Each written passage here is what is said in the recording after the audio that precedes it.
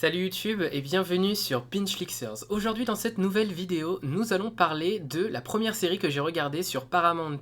Il s'agit de The First Lady. Donc The First Lady, contrairement à ce que je pensais, ce n'est pas une série sur Michelle Obama, même si c'est ce que j'avais cru comprendre en voyant les trailers ou les explications de la série. Je pensais vraiment que c'était une série centrée sur Michelle Obama, mais ce n'est pas le cas. C'est plutôt une série, enfin c'est pas le cas, si c'est le cas, mais c'est pas seulement centré sur Michelle Obama, c'est aussi centré sur deux autres premières dames. Donc ça va parler de Eleanor Roosevelt, de Betty Ford et donc de Michelle Obama. Donc c'est vrai qu'au début j'étais un petit peu déçu parce que moi je m'attendais vraiment à les coulisses de l'administration de Barack Obama, de tout ce qu'a pu faire sa femme, comment elle a été à ses côtés, comment elle a mené ses propres combats à elle, comment elle a su imposer ses visions de l'égalité, ses visions du monde.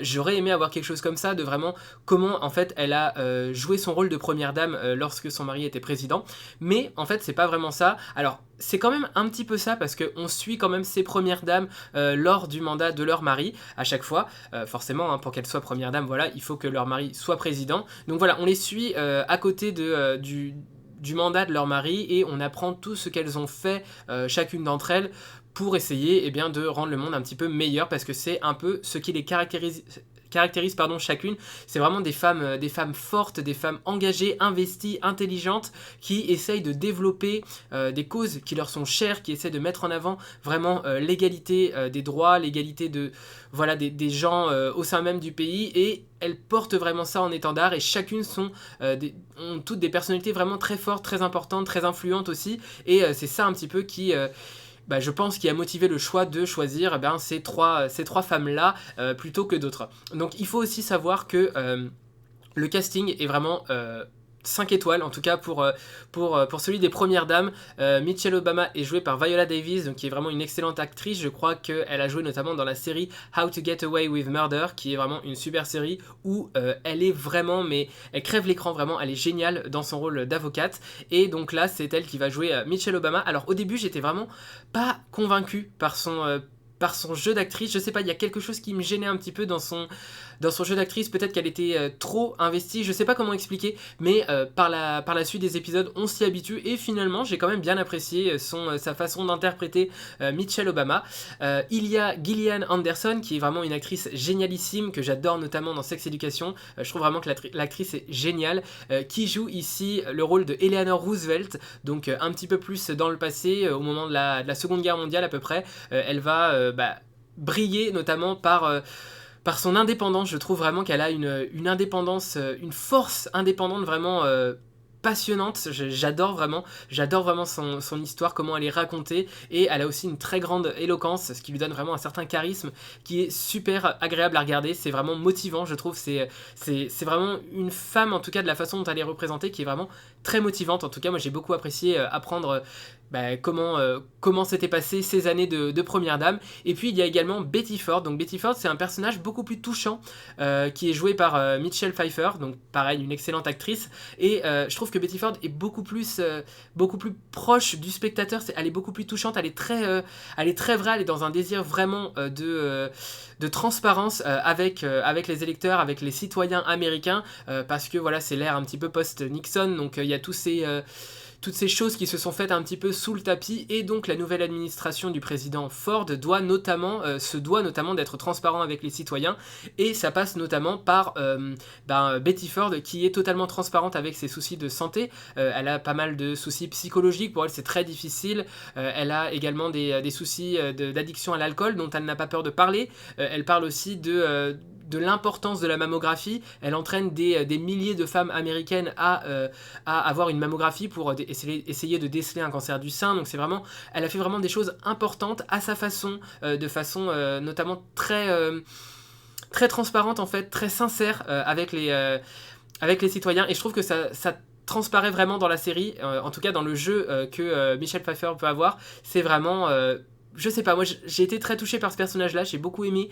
En fait, j'ai aimé chacune de ces premières dames, de la façon dont elles étaient interprétées, mais c'est vrai que Betty Ford avait un côté plus touchant que les autres, je trouve. Là où Gillian Anderson, c'était plutôt un côté fort, motivant, et Michelle Obama, c'était plutôt quelque chose une résilience assez folle qui est aussi pareil motivante et forcément moi j'étais plus proche en tout cas des convictions de Michelle Obama parce que c'est des choses voilà, qui se sont passées il n'y a pas très très longtemps, c'était il y a quelques années et c'est des sujets qui sont toujours centraux dans la société d'aujourd'hui, donc voilà c'est des choses qui continuent à perdurer et en ça moi je trouvais que c'était pas plus important mais je me sentais plus proche en tout cas de ces sujets-là, donc c'est vrai que dans les histoires qui étaient racontées autour de Michelle Obama et de ce qu'elle a fait en tant que première dame, je me sentais plus proche d'elle à ce niveau-là, parce que voilà, c'est des combats qui sont toujours d'actualité aujourd'hui. Donc voilà, la série a plusieurs trames du coup, parce qu'elle va switcher d'une première dame à une autre comme ça, elle va essayer de monter un petit peu en puissance au fil des épisodes.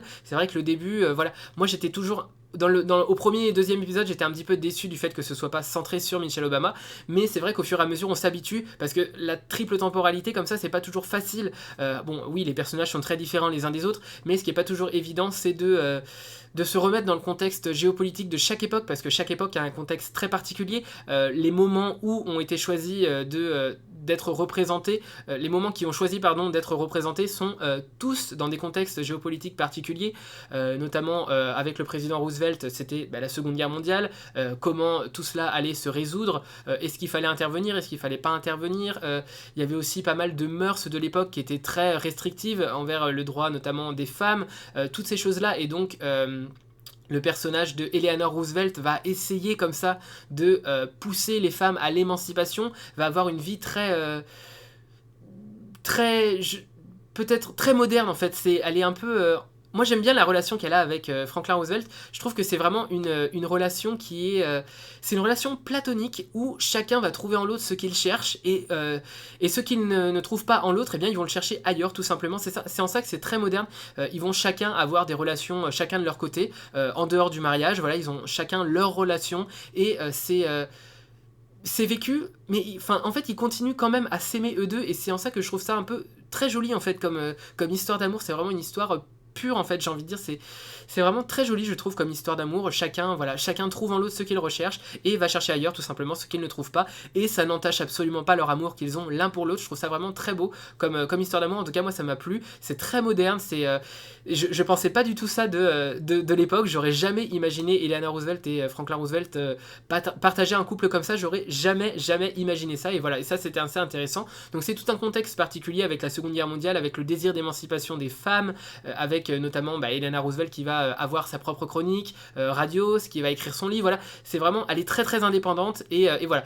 À côté de ça, il y a aussi donc Betty Ford avec le président, je sais plus son prénom, mais le président Ford qui arrive après tout le scandale autour de Nixon, les emprisonnements de Nixon, qui va devoir faire le choix de gracier ou non Nixon. Et puis il y a sa femme à côté de ça qui, elle, va essayer aussi de jouer son rôle de première dame avec toutes les difficultés qu'elle rencontre à côté, ces difficultés d'addiction, c'est jamais facile, et on va notamment voir l'après-mandat, en fait, après, quand elle n'est plus première dame, et bien comment tout cela va évoluer, comment tout ça va retomber, et comment elle va essayer de gérer tout ça, même si ça va pas être évident. Voilà, il y a beaucoup de complications qui vont s'en suivre, je vous spoil pas ce qui va se passer, mais voilà, il y a pas mal de complications qui vont s'en suivre. Pour elle, c'est pas quelque chose de facile d'être comme ça sous le feu de la rampe, et pourtant elle se débrouille vraiment très très bien, je trouve. Voilà, comme j'ai dit, c'est un personnage qui moi me touche personnellement, donc voilà. Et puis il y a l'ère de Barack Obama, où c'est des États-Unis un peu plus fracturés, notamment à la fin du deuxième mandat, voilà, où Barack Obama ne pourra pas être réélu puisqu'il a déjà fait ses deux mandats, et il y a le duel entre Hillary Clinton et Donald Trump, donc ça divise tous les États-Unis. Ils vont devoir choisir s'ils veulent intervenir en faveur de Hillary Clinton ou pas, qu'est-ce qu'ils doivent faire pour essayer de motiver l'élection d'Hillary Clinton.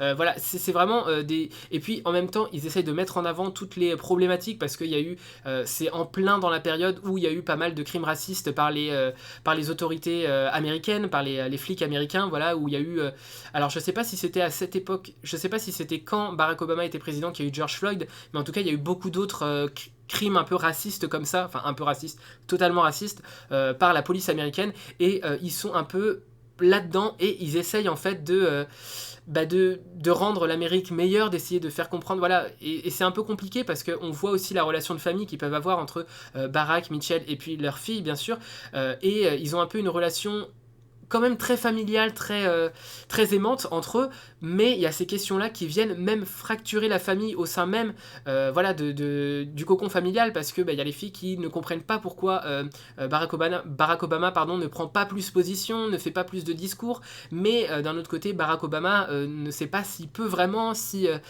Et voilà, il y a un peu toutes ces questions-là qui sont des questions beaucoup plus modernes, beaucoup plus d'actualité aujourd'hui, et qui, voilà, créer une certaine proximité en tout cas avec le spectateur d'aujourd'hui et voilà, mais en tout cas chaque histoire est vraiment très intéressante, les trames, comme je l'ai dit, les différentes trames temporelles.